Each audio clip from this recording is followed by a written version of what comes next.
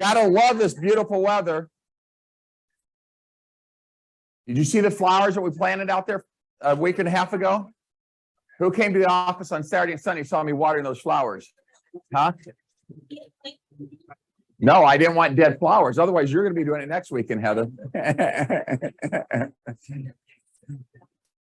So, and we're gonna add some more plants here, but we're gonna kick this off. Try and get those out there in. Josh, you got our video ready? It's Darren Hardy. Who found the video? Aaron, you found the video? I didn't even watch it, but if it's Darren Hardy, I'm sure I approve it because I love Darren. Let's rock, let's roll, let's go, Josh. Can you grab that light for me?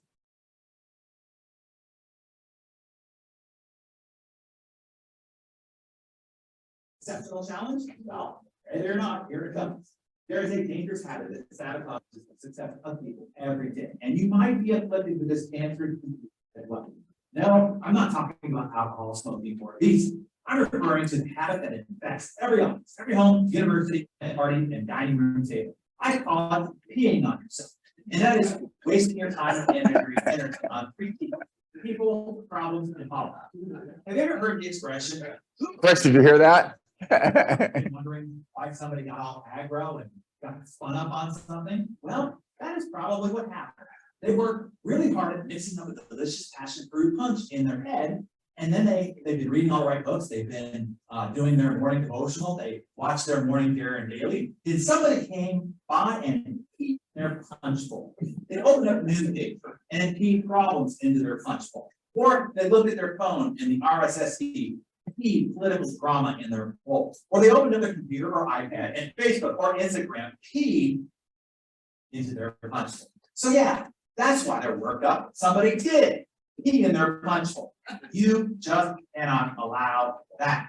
You have to put a lid on your punch bowl, which means away from news, information, and news feeds where the pee of people gossip, political gossip, and exaggerated problems are amplified by those who have a singular goal to distract you from your goals. It's really important to fully understand this because people think that they get it. They think that they can just read, listen to, or talk about these things and not have it have a direct and consequential effect on their life. But it does. Significant. Here's how it works. Okay, you want to produce results in your life, right? You want to make more money so that you can provide a better lifestyle for your family, take great vacations, support causes you care about, financially support family members, afford the best education money you can buy for your kids or grandkids, whatever it is for you. Those are what are called outcomes. So you get in life the outcome, the pot at the end of the rainbow, only by what it is that you create. We've had that discussion before. You are 100% responsible for all the outcomes in your life by what you create. You're a creative being. What you create is what you get. Okay, you're good so far? Next step. You're probably asking, okay, that is why I'm here. I want to create more. Great. Here's what controls your creative process. Your expectation. What you expect is what you look for. And what you look for is what you buy.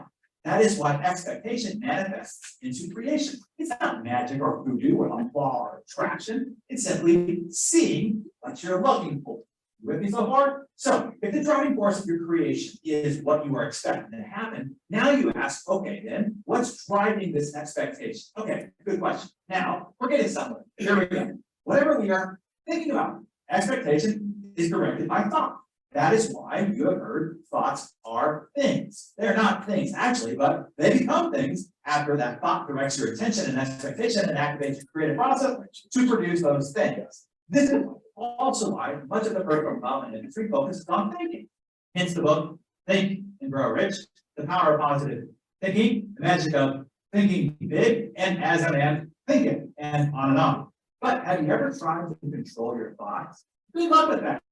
Just try meditation, and you'll quickly learn how difficult that is. The mind is like an adolescent monkey with ADHD. So what do you do then? We need to go to what is controlling your thoughts, and that is simple. You think about whatever you put in front of your eyes and whatever you allow into your ears. Whatever you are watching or reading or listening to, or whomever you are talking with, listening to, and observing, that is why your associations directly influence your life. Your mind really is like a computer. Garbage in, garbage out. If You program it for what you want to find and create. It will. But if you open it up to the wrong websites that have a virus, they key in your punch bowl again, the result, the outcome of that product is an error. And well, it's not so delicious. So your action for day number 2 of our challenge here today is this. Cut the fat. You are becoming obese in the head, and it is slowing you down and keeping you from creating the results that you want in life.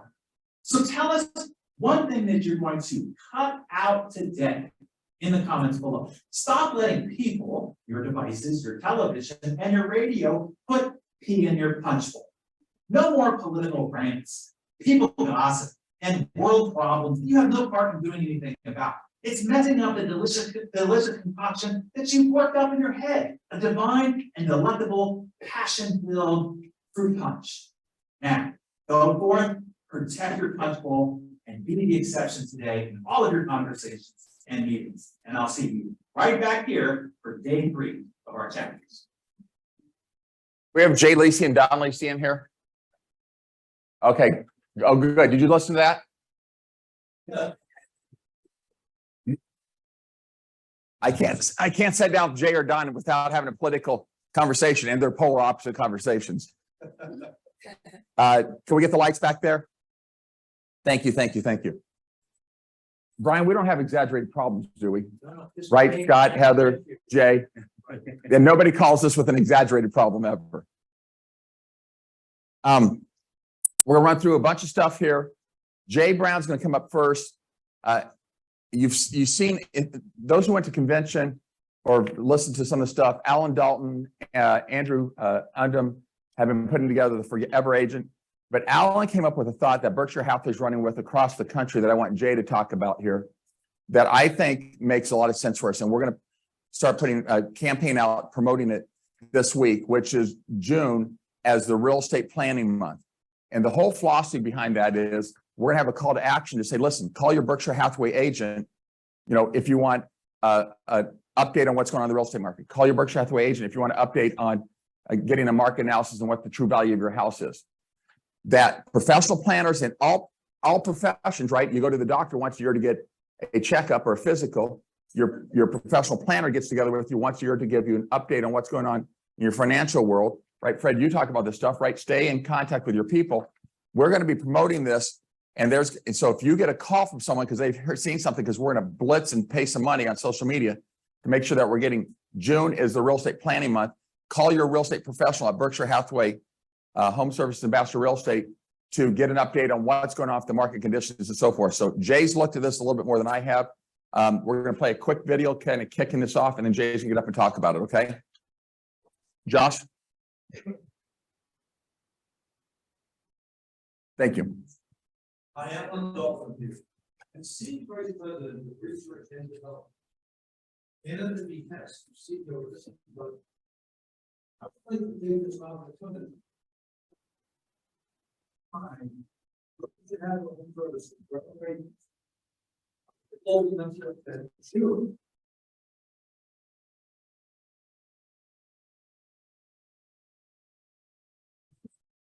That now is the time to be taking preparation. All this is highly unlikely that this campaign in part will widespread notoriety with the public at large.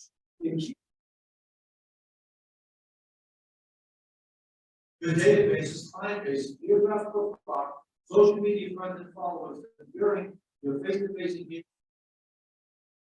Open houses, during your prospecting activities, acting with.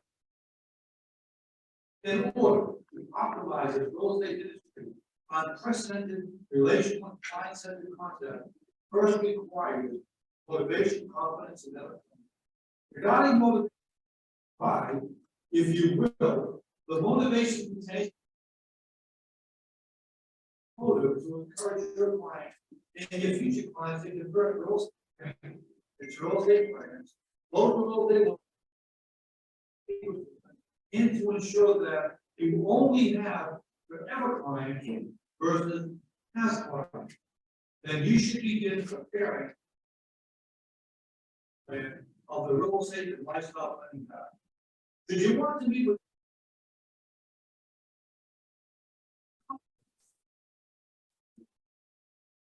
a real estate trusted advisor. And perhaps even a fabric agent involved in the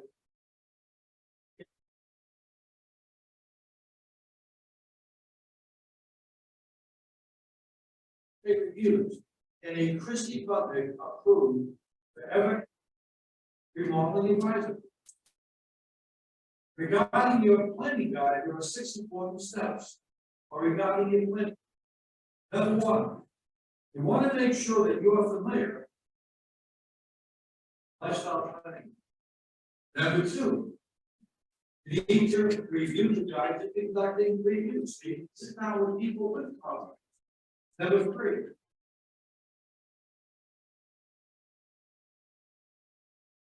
Number 4. It's also suggested that you prepare for how you will introduce this concept when meeting face to face. Number 5.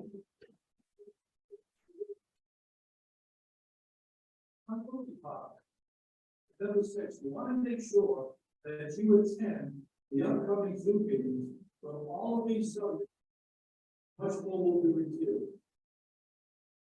And remember, just as you would not make sense for a financial planner to account that they will be financial planning their plans.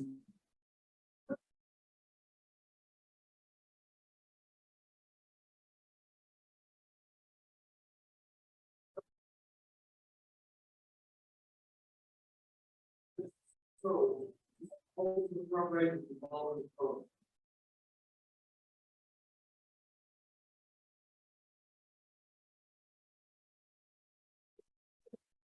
If there isn't, think about it. Being developed, but June 20.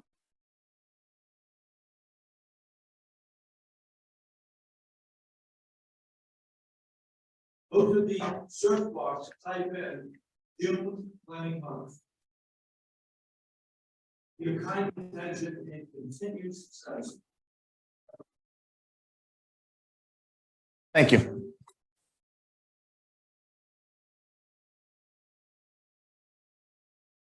Can someone grab the light back there? Thank you. Thank you. Go ahead, Jay. Right. Just as exciting as peeing in your punch bowl there. So it's funny when I was like, my kids were little, I was like, they were there, I just had a scowl on their face. I'm like, who pooped in your Fruit Loops? So let's see here for national. So they've been sending out what they're going to do our rallies. So you should have gotten probably lots of emails over the last, 2 or 3. How many have seen those? Yeah. True. So the subject line is, have you registered for Real Estate Planning Month rallies? That's where it's at. But if you actually don't go to that, if you go to the marketing resource and then click on Learn Center resource, at the very top, they've actually just pinned it at the very top. So Real Estate Planning Month is at the top. When you click into that training, they'll actually have all the different links for the 5 different rallies that are going to be doing. So they actually have one kicking off today, and then there's 4 more. There's one in a couple of days and 3 more in June. So click on those. Again, one of the reasons they picked June for this is because it's National Homeowners Month, and so they just thought it would pair really well with that as well. Outside of the Learn Center, though, they've already got a lot of marketing to do. So in the marketing resource, if you look under social or lifestyle guide, there's about the real estate life planning guide, and there's also about National Homeowners Month as well in there. He talked about that remodeling course. I'll put it out there, but if you put in VHHS.sellnewhomes.com, the course is normally $700 for VHHS agents. It's $300. So that's the one that he was recommending there as well. And then outside of that, I mean, it's just a big push. Again, they've been pushing the Forever Agent brand. Did we ever get out that PDF we were going to do every once in a while with the 34 proclamations? Did we start? I told Erin to do it, but I don't think she has. Okay. So maybe we'll push this out at the same time. So there was a book that was written by Alan and Andrew Undon, 34 proclamations of a forever agent. They finally came out with a PDF that's a little bit easier that you can implement in your business as well. So maybe we can push this out at the same time that we're doing. Yeah, we can push one of those out once a week or something like that. Maybe part of the Friday email or something. Let's see here, but really it's just join one of the rallies that'll kick off. They're gonna have dialogue. Like I said, all the planning guides are already there for you guys to how to do a real estate planning interview with your clients, the lifestyle guides, and then the lifestyle guides too. I know Shelley's done a lot of training on that as well. They actually, the lifestyle guide's about 36 pages long. And it's for like how to move with children, how to move with pets, downsizing, things like that. But then they have them segmented on the resource center under marketing resource and like 4-page brochures that go just right into like moving with children or downsizing, so that you can use those as ways for lead generation, either at an open house. You could probably, I'm guessing even with KB Core, you can do landing pages that where you could say, hey, get your lifestyle planning guide, try to create a lead out of it, and maybe do some socials on that as well. So again, they're going to be pushing that. If you have any questions, anything we can do, me, Shelley, and the training team to help you guys implement that in your business is probably a perfect thing to role play as well. Yeah, and guys, you know, every year they come out with surveys where they rank all these professionals, and real estate is always at the bottom of professionalism, right? Anything that we can do that I think makes us look more professional in the consumer's eye makes sense. And for us to promote, this is Real Estate Planning Month, you know, call us to find out what's going on in the market, call us for valuations, call us for any of your real estate needs. I think that helps take us to another level. So to me, this makes sense that we would embrace. We're going to push it out as a company. So you could have people, because we're going to boost this and spend some substantial money on it. So I would hope that this blasts the market. So I would hope that you would have people that's part of your sphere that would reach out to you and ask you about it. So to have some knowledge about it would probably be good on some level. Yeah, and then the only other thing too, because most people now they're, you know, it used to be 6-7 years people used to stay in homes, and now it's peaking out to like 13 years that the average person is staying in a home. So this would be a great opportunity for people that are building equity, that you sit down, that it might be a way to help them invest in a property. So take the equity out of their house and invest in a property, which actually Fred teaches a lot on that. So you've got a couple more subjects, right? You had quick buy, but you had something before quick buy. Yep. School boundaries. School boundaries. So Very exciting shit today. School boundaries, pee in your punch. So we had an agent, Katie over at the Regency office that recommended, she wanted to try to get like school districts in here and stuff like that. So we have Rebecca Kleeman, Director of Communications at Millard Public Schools, along with Omaha Public Schools, Papillion Vista, and possibly Elkhorn, that's going to come to Village Point on August 2nd. It's a Wednesday, right before school starts. We're going to talk about boundaries, how boundaries change, what opportunities there are to opt in certain schools, which one you can't opt into. And so it's going to be a jam-packed hour to ask questions with 3 or 4 different school districts. And then when we're done with that, she's going to help me get them in front of other school districts as well. So it'll be fun. And if you guys have any, you know, through like the Omaha Chamber of Commerce or any kind of connections there, let me know, because we're happy to start bringing people in, help educate on the Omaha community and things like that as part of. And this made sense to me because legally we can't steer people, right? But people always ask us about school districts. So if we could bring them in, and unfortunately on occasion we have you guys putting houses in the wrong school, which is not good. That's a good way to get sued. So it'd be good to know what boundaries are happening, where they're at. But also we're going to get from them, because when I talked to the lady from Millard, we're going to get information from them, you know, on what they're promoting. And Millard, for example, said, you know, you used to not be able to opt into Millard schools, but actually you can opt in now. So I think get some of that information just to make available for us to hand off to our clients, to tell them, hey, you know, here's a place you can go talk to at Millard schools or Elkhorn schools or Papillion schools. I think that helps us again look more professional. But legally, I'm pointing to Scott here, we need to be careful in regards to making sure we're not trying to steer somebody away from one area and into another area. Yep. So excited for that. So I'll be here in a little bit. And you went to Papillion school, so we know they're not good. But I think Oh, you did. You went Ralston. Ralston. Yeah, that's even worse. That's a criteria to get a job here. Did you go to a bad school? Because I want to make sure we're on the same education level. We know, and you got 2 Ralston graduates, me and Heather both, you know. Yeah, You yeah. know how to pick them. We did not have a lot of choices when we were hiring managers those weeks.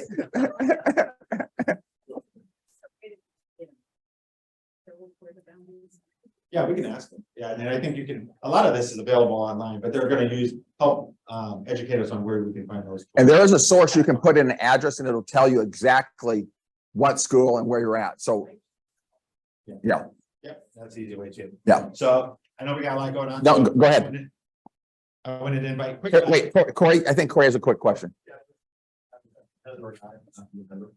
Oh, okay. Well, again, I went to Ralston. At Ralston, that's English in Ralston. Don't ask me about English at Westside because it's worse. Last time I was here. Todd will confirm that. Last time I was here talking, Vince pointed out that I was not talking correctly. And that's a bad sign if I'm I know. if I'm saying you have improper English. Speaking of point that. All right, quick buy, come on up, Brady. So we have quick buy that's here. You've seen the emails, texts, different things. So we have 2 different sessions. Brady's our quick buy rep. I'll let her take over. Hi, everyone. Is my voice loud enough? Yeah, and we're working out in the back, Allison. Okay, great. My name's Brady. For those of you who do not know me, I'm your account manager at Quick Buy. I'm here today to invite you guys tomorrow to a few trainings that we have. The first one's going to be a marketing training on how to get more leads and close more sales. For those of you who are not familiar with the program, it is a partnership with Ambassador, where we empower agents to deliver immediate solutions to their sellers to close quickly. And then we are also doing a new promotion program where we are offering a $1,500 bonus if you sell a quick buy home on our behalf. So tomorrow we're going to be doing a marketing training and then we're going to have a certification training. We're inviting everyone. There is breakfast. That was always what drew me in as an agent. So there will be breakfast there and we're going to be doing a certification training and a deeper dive into the numbers and really understanding how to deliver quick buy solutions to your sellers and understanding the program and the numbers and how it works. So I would like to invite everyone. The marketing training is going to be at 9 o'clock tomorrow, and then the certification training, whether you're certified or you haven't been certified, this is going to be really beneficial and really an enlightening training that we have tomorrow. So I invite you all. That's going to be at So 9 o'clock, because that says 1 and 3, and then a different. So I'm like breakfast at 1, cocktails at 3. We're gonna skip lunch. No, we had to switch it because there was something going on today. So we were originally going to do the trainings today, but it'll be tomorrow at 9 a.m. It's going to be the marketing, and then at 10:15 is going to be the certification, and then a deeper dive into quick buy solutions. So I invite everyone to please join us for breakfast, and whether you're certified or not, we'd love to see you there. So thank you for allowing me to. Thank you. Appreciate it. And that's in this room here. So just come to this room. I'll send out another link if you haven't registered, just so we kind of have a count, make sure we have enough food for everything. And then again, if you haven't done it or you got certified a while ago, it's a good time to get re-engaged. I mean, there's other agents that talk about that they'll buy, homes, or there's wholesalers, things like this. This offers a full solution. So and plus, only 8% of people, Yeah. I think that your highest turnover was like 8% took the offer. So This is 14% 14. these days, but Yeah. on average, it's 8% Yep. accept offers. So a lot of times they're gonna go with the traditional listing, but then you're still offering that full package. All about capturing the list. Right. The purpose is to create an opportunity you maybe don't otherwise have, and then have this alternative there. Thank you, Jay. Appreciate it. Mr. Scott, could you get up and talk about a couple of things that we chat about? Fake listings, scams, and I think personal property is one of our subjects we had talked about. So I'm gonna say if you get a lead, an e-lead looking to sell a lot, there's about a 95% chance that's fraud. That's what's going around right now. It's just, this is all over the place. It's caught all the title companies, all the title insurers, a lot of brokers. We had one 2 weeks ago where we got caught in one. We had one last year with a bunch of other brokers in town. We had one where they contacted one of our agents just 2 weeks ago to sell one. I knew the owner of the lot, so I called him up and he goes, "I'm not selling." It's going around. The whole point is to they're faking IDs, they're faking notaries, they're never talking to you on the phone, they're doing everything by email. It's what's going around. And they're using lots because of course they're not, no one's on them and no one's really paying attention. But that, Scott, that's one of the important points here is Right. they're showing you and sending you fake IDs. Right. Right. Now, we know if you have a kid that's, under 21, fake IDs still exist for those of us who don't know what those look like. But the same thing's happening here. So they're literally, Yeah. you're literally believing. Now, some cases they actually are talking to them also. Well, yeah, and so the approach, and the approach is that they're not in town, they're out of town. I'm out of town, I can't talk to you, we have to do this thing over email. They want to sell it really, really quick at a competitive price and they want to be done. And of course, they're giving permission for you to have agents from other brokerages and our own go on the property, which they don't have any right to. We're trespassing on that property. And again, all it takes is one angry seller with a shotgun and we got a real problem on our hands. And so, you got to look for it. And, the easiest thing to find out whether it's fraud or not is the public records are accurate, right? If you look at Douglas County and you see who the seller is, all you have to do is send a letter to that address and say, hey, I was contacted about selling this lot. Are you aware of that? You'll get a call saying absolutely not. And so you got to take that extra step and just be suspicious that if you get a lot, in that you don't know who the seller is, you've never had a relationship with them before, just assume something's up because something's probably up. And, it just doesn't generally go this way. And they don't generally come in as, as internet sell leads, most leads are buy leads.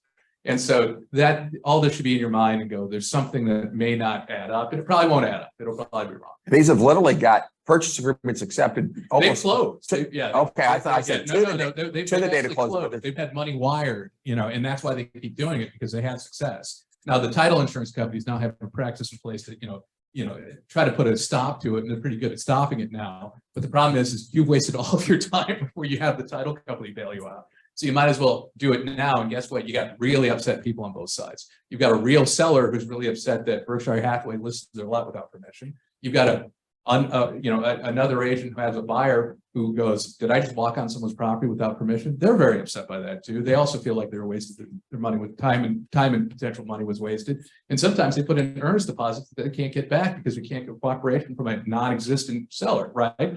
And so all this stuff is things that you just got to be concerned about. And so again, or just be suspicious. I mean, be skeptical. Live your life like I do. I don't believe in anything. Two, personal property.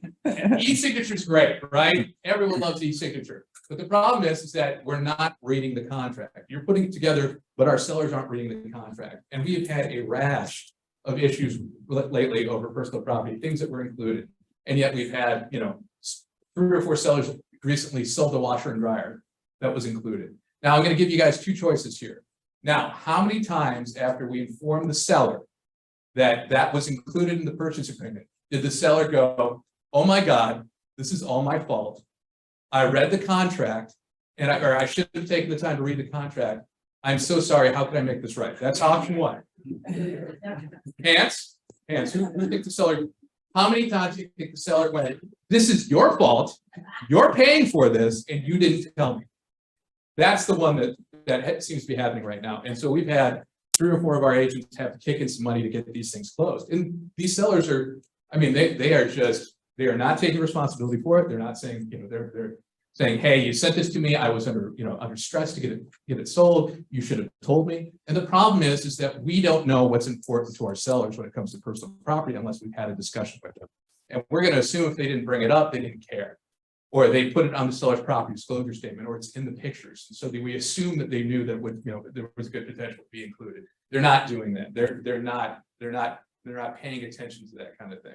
And so you need to take the time on personal property, as well as everything else in that contract, to actually walk them through and say, hey, they want these things. So you got to know that they're included.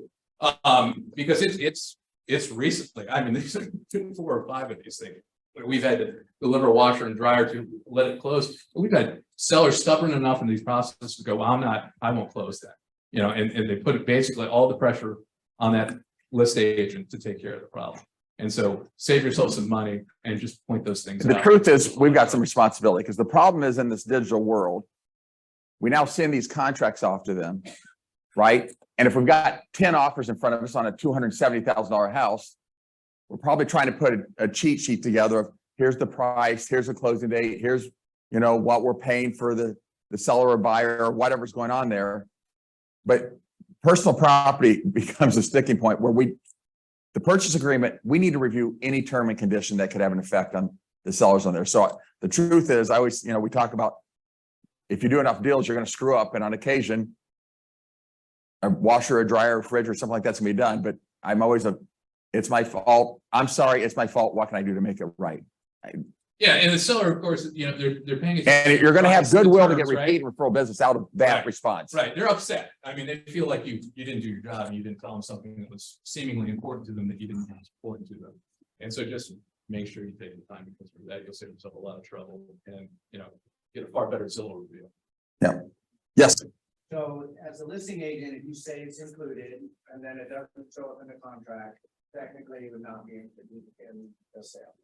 Well, you get into disputes over that too, right? But you know, the end of the day is that if they don't put it in the purchase agreement, then it's not a term of that purchase agreement. And that's the only thing that matters. That's what the agreement is between buyer and seller. Yeah, you could have things, I don't love this practice, but there could be things saying that's included on the seller's property disclosure, right? It usually says working or something like that.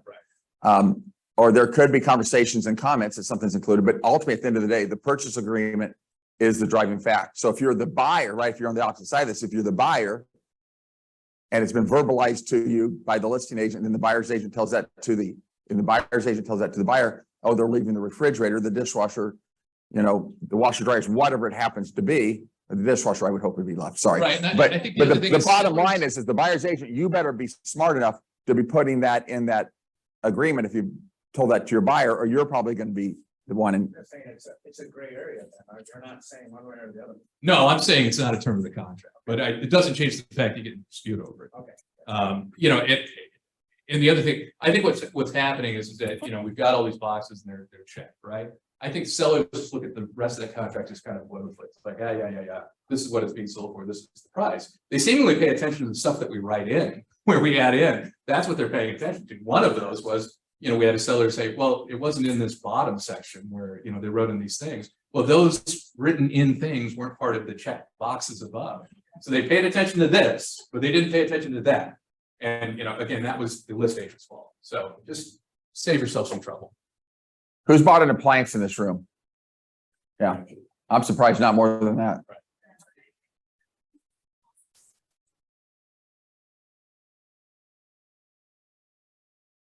Seller is willing to pay to have that certificated. Repeat the question.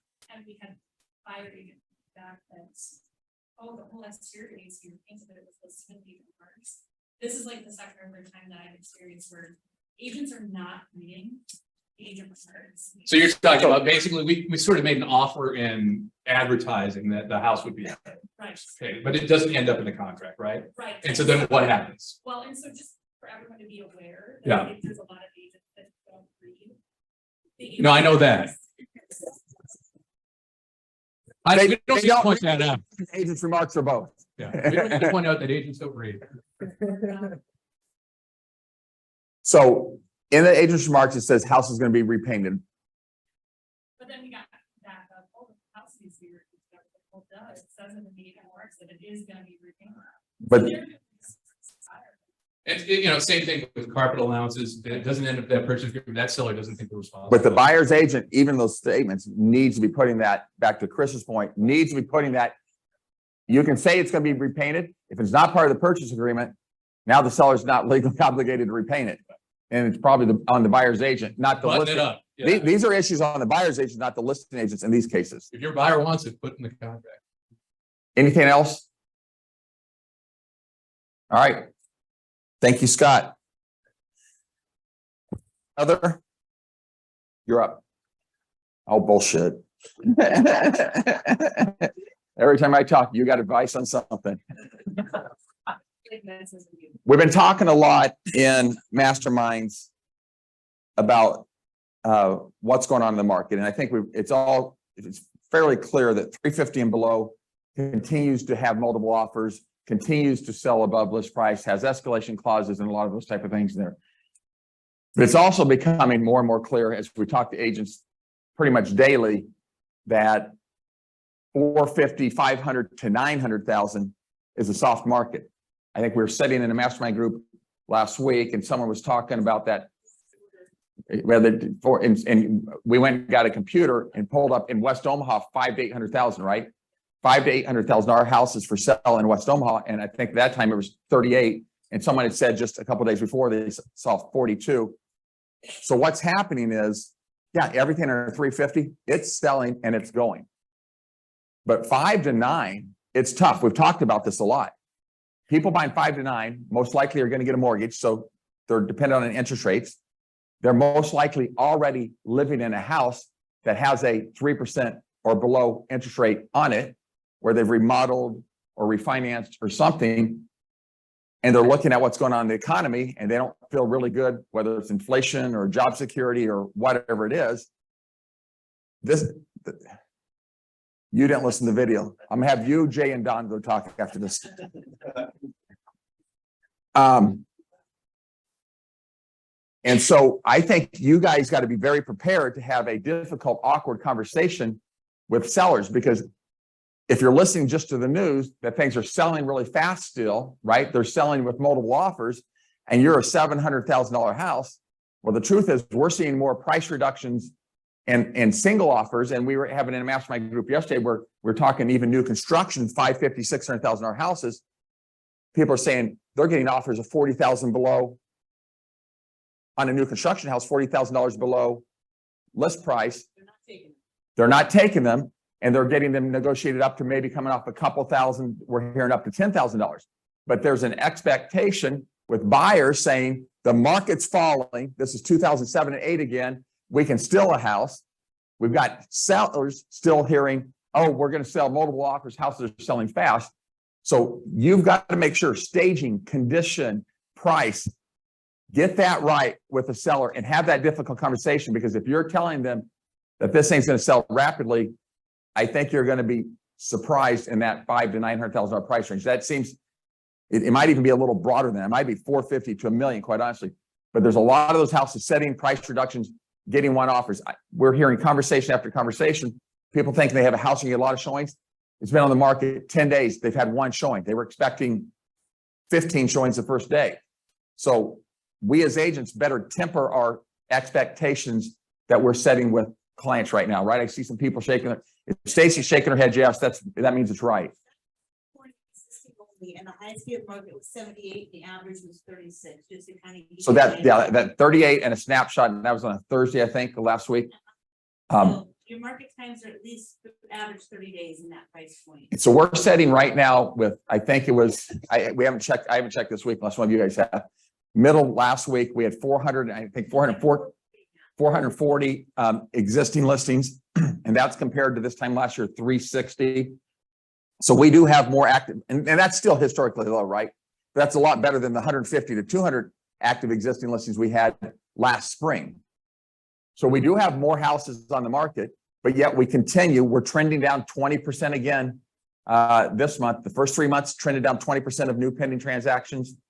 And for market share, we're still sitting around 37% market share. So we're trending exactly with the market as we have in the past. So I keep hearing, the problem I'm having is I keep hearing everyone saying, I'm busy, right?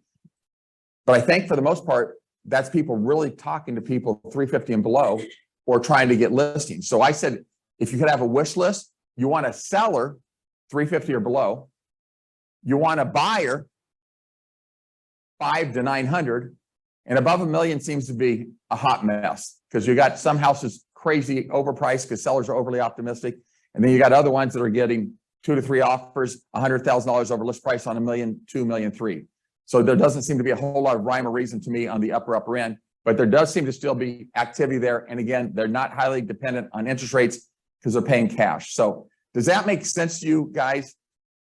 But depending on who you're talking to, buyer or seller or price point, make sure you're setting correct expectations, right? The exact same situation applies to a $250,000 buyer. You've got to be telling them they've got to get competitive. They got to talk about escalation clauses. They may have to talk about appraisal gaps. They got to talk about things like that. The last thing that pops in my head that I feel like we've had a fair amount of over the last couple of weeks in some mastermind groups and conversations I'm having is we have seen some appraisal issues. It seems like some appraisals are coming in. So I don't know if anyone's had some appraisal issues, but it seems like there's been some hurdles there on that front a little bit. And I've got a couple of people shaking their head just on that.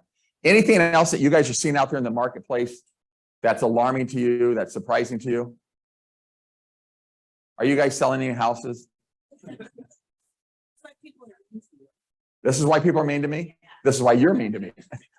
Let's not spread your hatred to everybody else. We had 3 months of inventory this time last year. We had 7 months of inventory. That went from a seller's market to a buyer's market. So say that again. That doesn't 3 sound. months of inventory last year this time. We had 3 months of inventory that on new construction, Now and it's 7. now it's 7 months. So we do track those numbers for those of you that aren't sitting in a mastermind group. We were sitting at 185 on the high side of finished spec houses, and now, yeah, we're under 160. So the number of finished spec houses is going down as we were having conversations with listing agents on that side. They're like, we're still building some spec houses. If we've got rid of them, we'll put a spec house in there. But we're really, as a general rule, people that do both specs and customs, like we'd rather have a pre-sale. And we're hearing on the pre-sales, a number of the builders saying we're not having the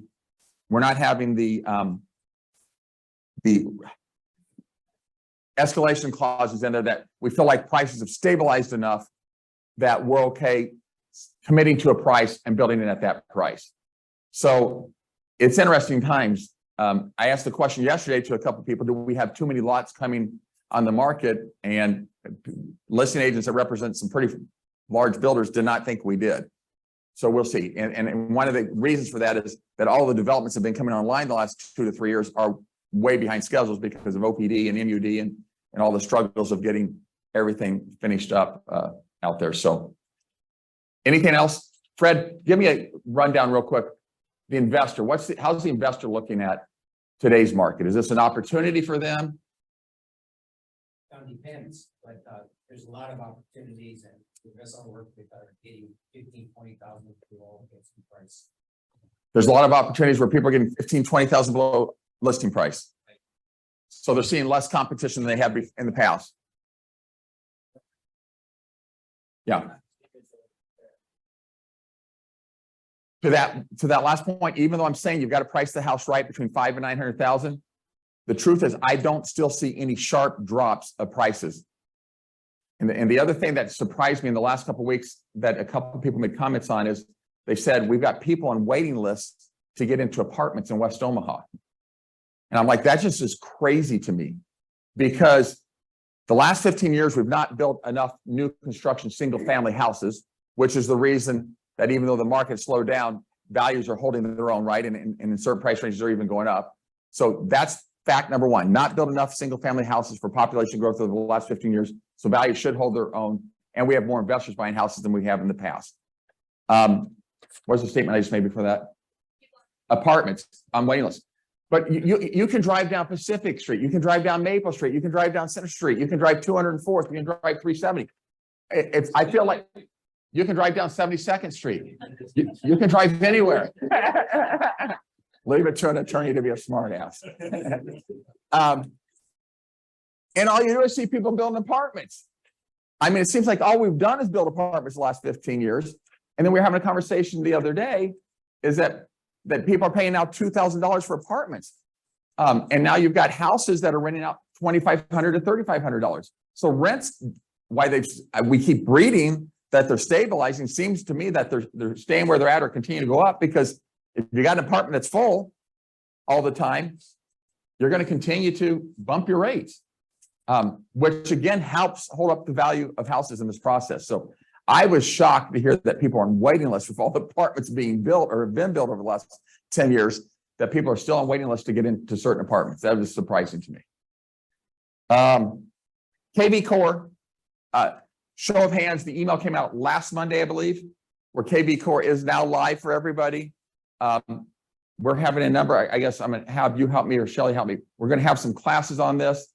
There are 3 hours of videos that you can do in different segments, but the people that we've talked to that have been using KV Core in the past really seem to like KV Core. It's your CRM system, and it really seems like it's designed for the purpose of helping you get lead gen, and to grow your business to the next level. So go ahead. You sure got a lot of questions today. You drinking a lot of coffee? What the hell's going on, brother? 3 cups? Where are the videos at? 3 hours of videos that I know you'll all watch today. They're right on the dashboard. I mean, right when you log in, there's a little segment that says quick start training. When you log, So you go to YouTube and you can YouTube a lot of stuff. Go plug in their channel Inside Real Estate. Okay. We get a lot of training right there. Inside Real Estate, part of KV Core. They have you've been using KV Core for at least the last couple of years, the last 4 years. And it's very robust from a lead gen, right? I'm still not utilizing the 100%. I mean, it's a monster. Only thing I would tell you, the biggest downfall, when you have questions, your chat box sucks. It's Okay. 4 or 5 hours. So I'm not trying to downgrade it, but. Yeah, thanks. I say one positive thing, the whole sales meeting, and you just, Figure it out. What's your phone number, sir? yeah. So, right, it's like every CRM system. Kevin's been using it 4 years, he's not using all of it. Take baby steps on this. Right.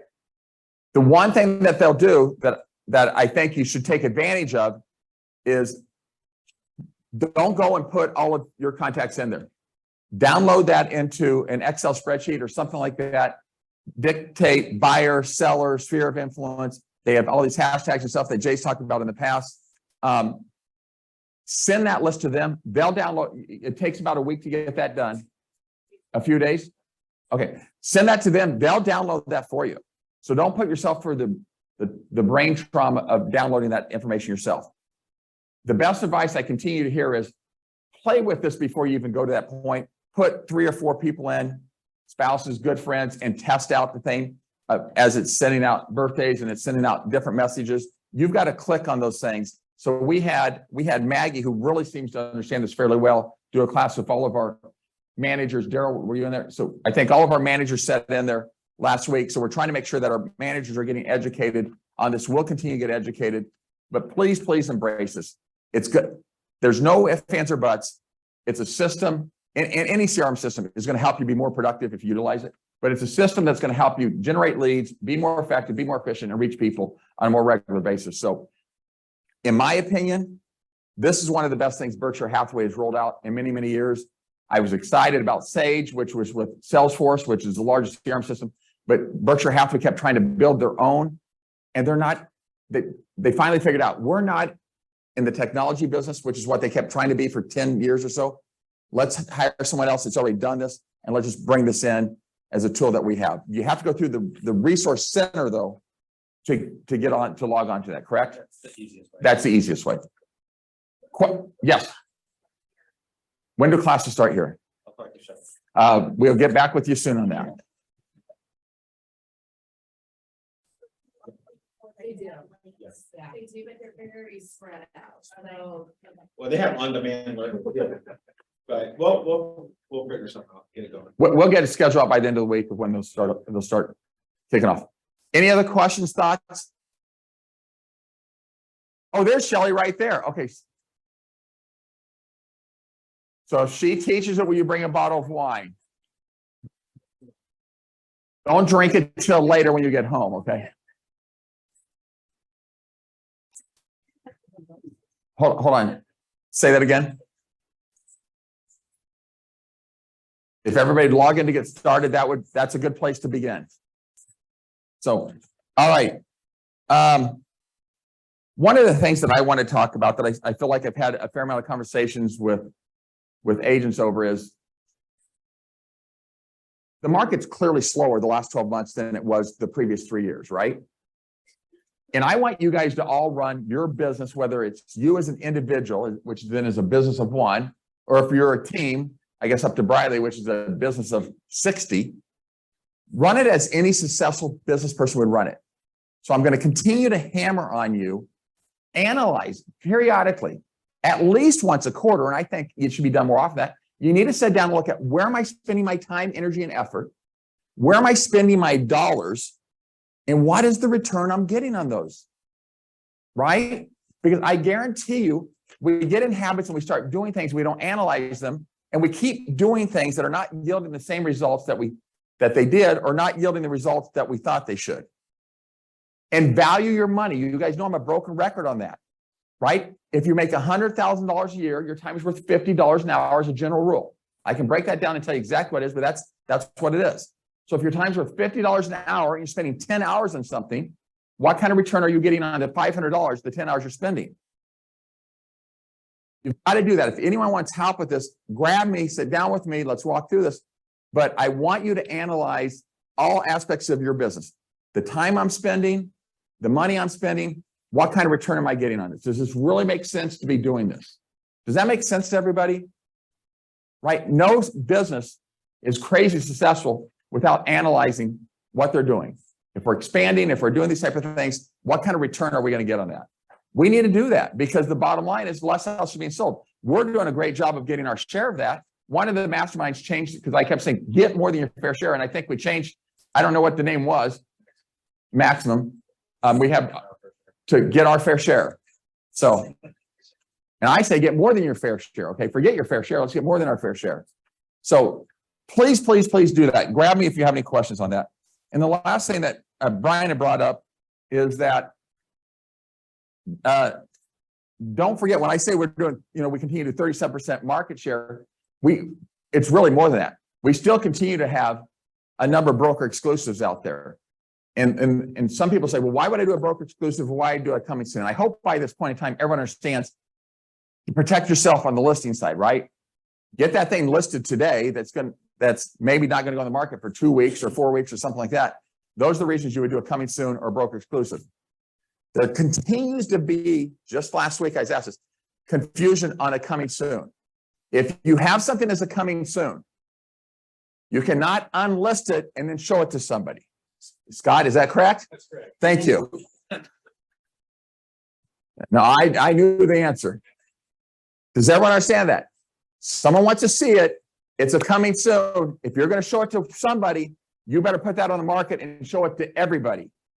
You don't unlist it and make it a broker exclusive or one party. There's no such thing as a one party listing anymore. Those days are gone. That is a broker exclusive.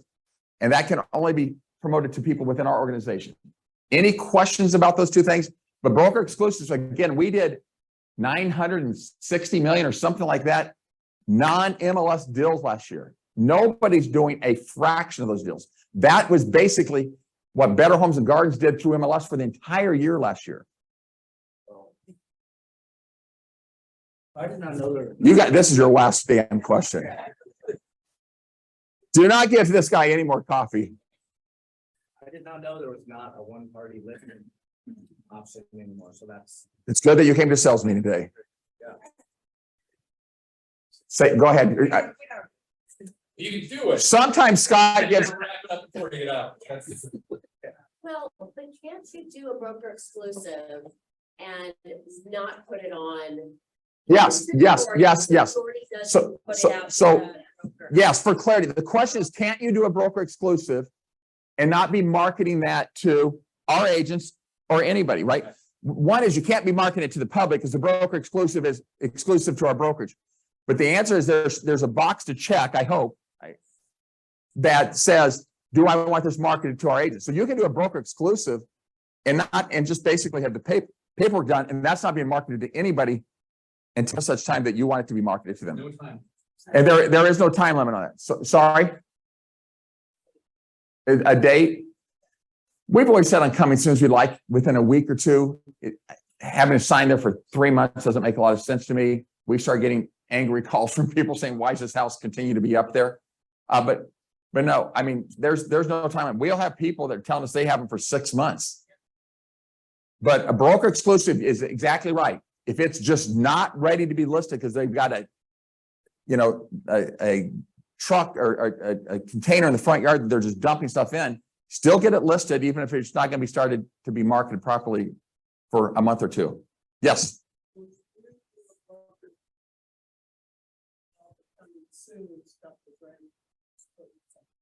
You do a broker exclusive. She went to Ralston with you. And she was a teacher, so that's even scarier. broker exclusive until traded becoming soon. You can do either one. And I've always been of the opinion, I just want you to protect yourself. Now, Scott did change a year and a half ago, our listing agreements that said if we list it today and it's effective a month from now, we've changed verbiage in there that says they can't go sell that on their own in that month timeframe. So that's, I don't love that language. yeah, we could end up in court over that, Let's but not do that. it's better than what we've had before. So we're going to continue to head down the path of broker exclusives or coming soon. I'm personally, if you're doing what's in the best interest of the seller, I'm of the opinion, anything under 400,000, 450,000 or so, probably coming soon at some point in time or going on to the active market is in the best interest of that consumer. If you're doing something $1 million plus, we got 60% of that market or thereabouts. We have a lion's share of that. There's a lot of people for privacy reasons and other reasons on those upper end deals that don't want to sign in the yard. They don't really want this marketed to the world. And then, but regardless, even if we're doing $1 million deal, we want to be crystal clear with them if someone buys that house, that they understand. One is you have to do the disclosure form that the MLS has that says you can get more interest and activity. But I would even text them saying, listen, I told you if we put this on the market, we probably would get more showings. We would maybe get more offers. You're okay taking this offer. I like a text or an email to that to give us another layer of protection if someone's doing a broker exclusive, even on the upper end. But that's kind of my mindset. Upper end, broker exclusive seem to make more sense. Lower end, let the whole market hit it. I think that's in the best interest of the seller, to be honest with you. Yes, sir. On a broker exclusive, if they don't check the box for market out, I still sell it. Yeah. Yes. It's a broker exclusive. If they don't check the box to market in-house and you've got your own buyer for you sell it. So broker exclusive, the advantage of a broker exclusive over a coming soon is the coming soon, as we just talked about, you can show it to nobody until it's open to show to everybody and on the active market. A broker exclusive, somebody calls you and says, can I show it now? Or somebody calls you as you have the listing agent and says, can I see it now? You can show a broker exclusive at any time to anybody. In our brokerage. In our brokerage. In our brokerage. And those other brokerages aren't going to be in business long anyway. So why would we even want?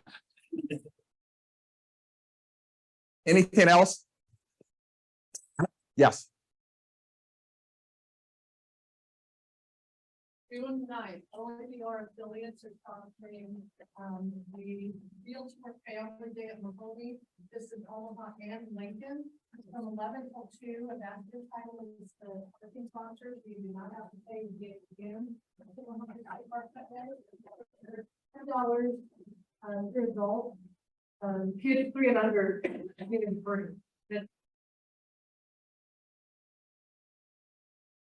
We are out of time, but we need to give the good guy award away.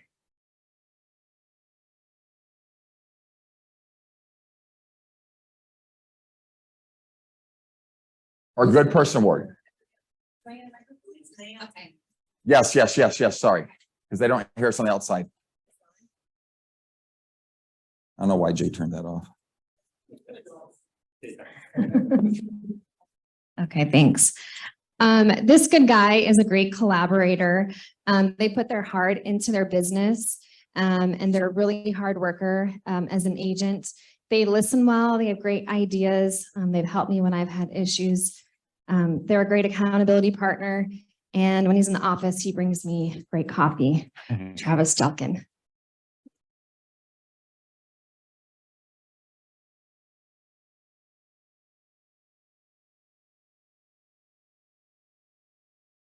Guys, we're past our time. Get out of here, sell some houses, build some relationships, have some fun. Yeah.